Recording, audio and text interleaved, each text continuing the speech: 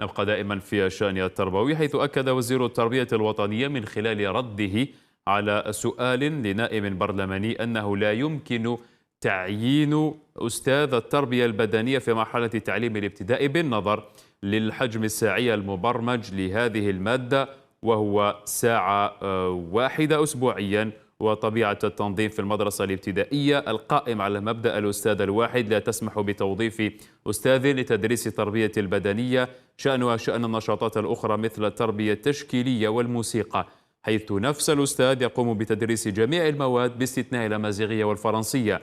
كما أشار الوزير في رده على السؤال أنه سيتم تنظيم سلسلة من الدورات التكوينية لجميع أساتذة التعليم الابتدائي من قبل مختصين تابعين لقطاع الشبيبة والرياضة.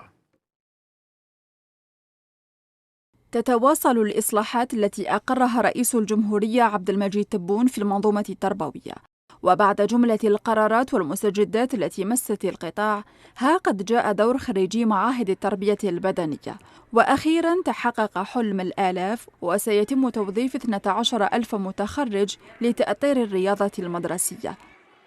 12,000 منصب لأستاذ في المدارس الابتدائية.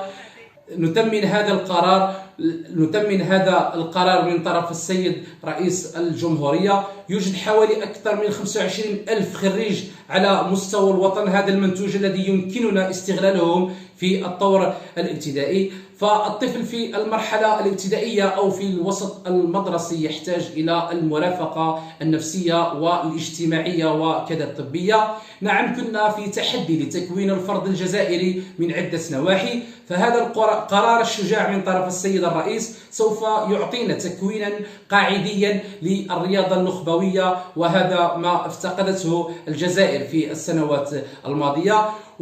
وأيضا إنشاء مديرية عامة للرياضات المدرسية، هذه المديرية التي سوف تهتم بالتكوين القاعدي للرياضة المدرسية. هذا القرار لم يكن في صالح خريجي معاهد التربية البدنية فقط، بل حتى في صالح أساتذة التعليم الابتدائي الذين كثيرا ما نادوا بإسناد المادة لأهل الاختصاص.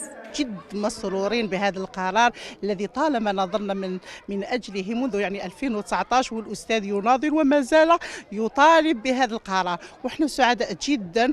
نشكر رئيس الجمهورية على هذا القرار. العام القادم إن شاء الله حيكون تنفس للأستاذ التعليم الابتدائي، وين التربية البدنية ستعطى لأهل الاختصاص، وهذا ما كنا نطالب به من 2019، وإحنا نتمناو ونطالبوا باللي يمدوا يفتحوا مناصب شاغرة ساعة أسبوعيا، حين تقليص الحجم الساعي بالنسبة، هذا معناتها تقليص حجم الساعي لأساتذة التعليم الابتدائي، وفي نفس الوقت إعطاء فرصة لخريجي المعاهد افتكاك منصب. من إدماج 41,000 مستخدم في جهاز المساعدة على الإدماج إلى إدماج 62,000 أستاذ متعاقد في المناصب الشاغرة، وصولاً إلى توظيف 12,000 متخرج من معهد التربية البدنية، والقائمة لا تزال طويلة.